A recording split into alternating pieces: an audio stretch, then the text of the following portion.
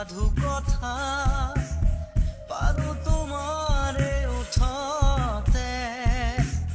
মায়া বিছানিৰে বহু ব্যথা পাহৰা নাজি তুমিয়ে কিদৰে পাৰ হ'ম সীমাৰ সিপাৰে